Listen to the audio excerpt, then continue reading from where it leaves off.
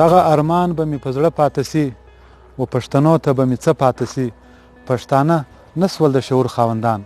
خالی پټکي به یې کاږه پاته سي ښې چارې او سلامونه قبول کړي په دې امید په دې تمه چې روغ او جوړ به یاست پروګرام د ستوري په لمن کې او زه یم ستاسو ملګری بدر کاکړ ملګرو په هر کام په هره ټولنه کې څه داسې مخور او مخکشه خلک تر سوي چې هغو خپله ځواني خپل وخت او خپل صلاحیتونه د خپل کام او د خپل ولس دپاره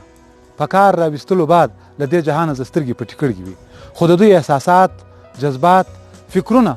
او یادونه په هغه وطن کې خواره پراته وي ژوندي کامونه او باشعوره ولس په خپلو ناستو او مجلسو کې د دغو مخکشو خلکو تذکرې هم کوي دوی یادوي هم د دوی له کار او تجرباتو څخه استفاده هم اخلي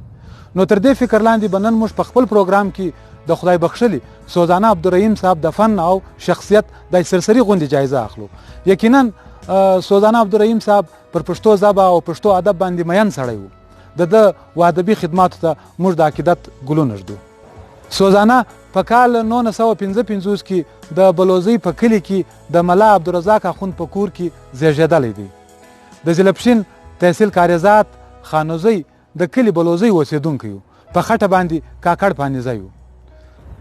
بنیادي دینی تعلیم یې په خپل کور کې له خپله پلاره زه حاصل کړي عصري تعلیم یې تر 5م جماعته پورې د بلوزۍ په کلي کې او 10م جماعت یې له های سکول خانوزۍ زه پاس کړي له دې بعد یې له بلوچستان پوهنتونه زه په آرټس کې د 14م ډګري واخیسته سوزانه په خپل ژوند کې په مختلف سرکاري محکمو کې خپلې قومي فریضې ادا کړي دي په صوبایي سیکرټریټ کې د کلرک په حیثیت باندې د خپل عملي ژوند آغاز کړی دی له دې بعد د تعلیم په محکمه کې د یو استاد فرایض هم ادا کړي دي له دې وروسته څه موده د صحت په محکمه کې هم سرکاري سرویس کړی دی په آخر کې یې د وابډا ملازمت اختیار کړي او هم له دې محکمې ریټایرمنټ واخیستی سوزانه د خپل لیک آغاز هغه وخت کړی و کله چې دی په های سکول خانوزۍ کې د علم لوستونکی و د خپلې شاعري په اول دور کې به د په ریډیو او ټي وي کې مشاعرې ریکارډ کولې او بعد کې بیا په عوامي مشاعرو کې حصه اخیستل شروع کړ ډاکټر عبدالواسع کاکړ عبدالغني شهاب نور محمد نور او له نور ادبي ملګرو سره ادبي تنظیم خواږه ملګري په بانی ارکانو کې یو سوزانه مرحوم هم و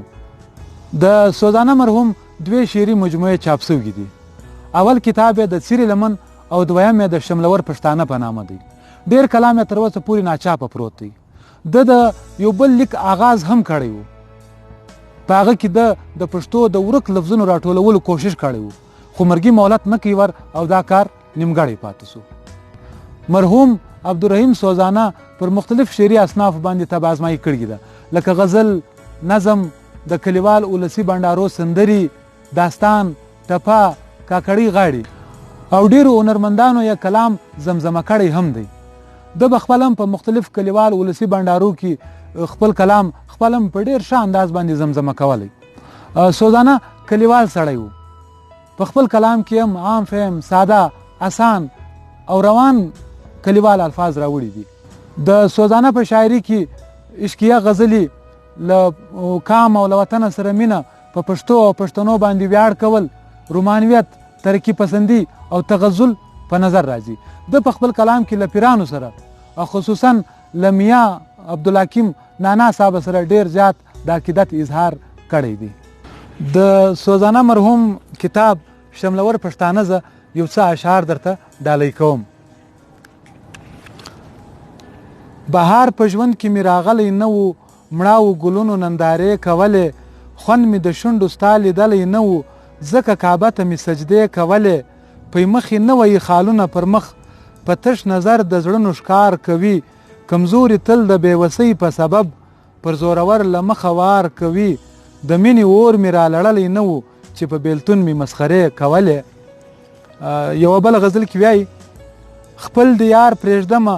و بل د یار ته ځم به چې تر هره تیږه لاندې لړم پروت دی خوشحال نه یم د حالاتو مجبوري ده خوشحال نه یم د حالاتو مجبوري ده ناسیال بخت راته تربور پر قدم پروت دی دا ګلاب پر لمر خطو باندې ځلیږي که نیم خوابه په پالنګ کې صنم پروت دی او پکې نسته یو د زړه د تسلۍ څوک پکې نسته یو د زړه د تسلۍ څوک که هر څو تر لروبر عالم پروت دی په خدایي کې د خدای شک نسته خو دلته هر بنده و بندګانو ته خم پروت دی سوزانه دا د نیمګړي دنیا کور دی هر سړی په واویلا په ماتم پروت دی د پښتنو پیغلو باروت پر مړوندو پراته دي هره کوڅه کې یې توکرې د بنګړو پراته دي سودر نه جوړ د لیوني څیرې ګریوان وطنه سودر نه جوړ د لیوني څیرې ګریوان وطنه ستا روزل سوي سره ګلونه پر ازغو پراته دي چې پر ټټر بې زړېدل د فیروزو لاړونه چې پر ټټر بې زړېدل د فیروزو لاړونه نن د هغو پیغلو زخمونه پر سینو پراته دي په بازارو کې خیراتونه پښتنې ټولوي په بازارو کې خیراتونه پښتنې ټولوي سوزانه زاړه شملور پر هدیرو پراته دي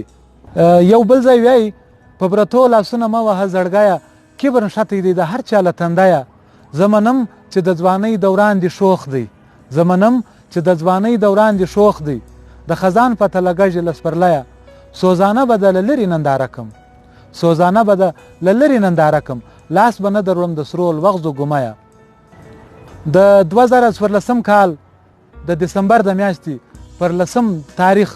د علم او ادب دغه ځلان ستوري له څه ناروغۍ وروسته خپل ځان حق ته وسپارلی د ده کلام او د فکر خوږلت به تر ډېره پورې زموږ په زړو او ذهنو کې پاته وي بدر کاکړ ته ورکړي اجازت د الله په امان